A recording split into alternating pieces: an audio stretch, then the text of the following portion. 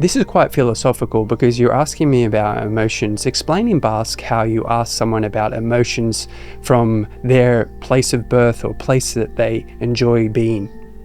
Persona bati bere jaioterriari edo gustuko lekuari buruz emozioei buruz galdetzeko.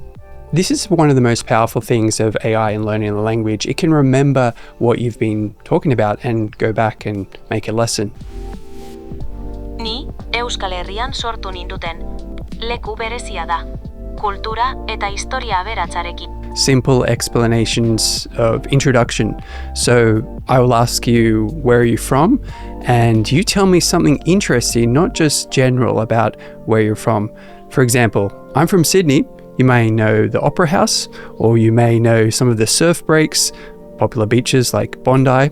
Well, I'm actually from the south of Sydney, a place that has really nice natural landscape. You have the Port Hacking River, you have Wanda Beach, Allura, all these local places that I grew up going to the ocean, enjoying the waves.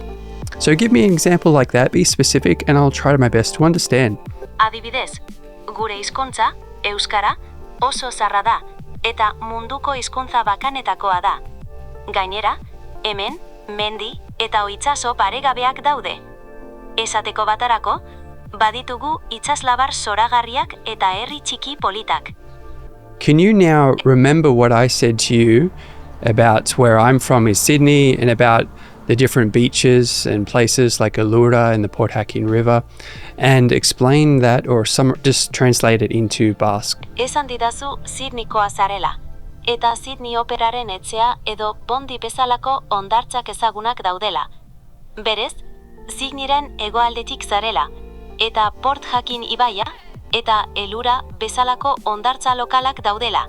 Please ask me a few questions about where I'm from in Sydney, be specific, and pretend that you have already visited those places and describe them. Imaginatuko dut Sydneyko hegoaldeko leku horietan egon naizela. Prest? Galdetuko dizut. Allura hondartzan egon zarenean, zera ikitutu zaizu Hango itsasoa eta ingurua. Eta Port Hacking ibaian, zer pentsatu zenuen hango natura eta lasaitasunari buruz?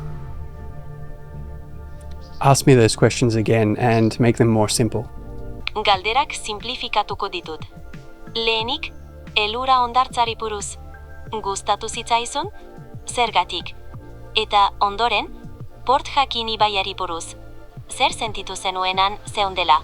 Give a brief summary of those two questions in English, word by word from Basque to English. Brief summary in English, word by word, is Allura Beach.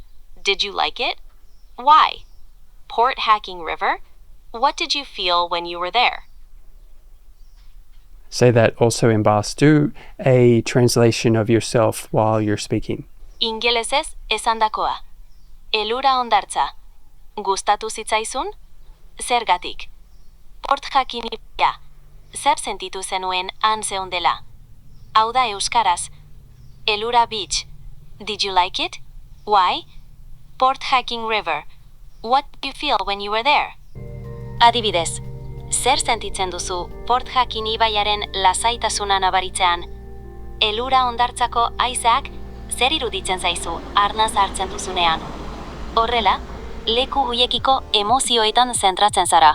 Okay, repeat those questions and translate mid-sentence to English as you go.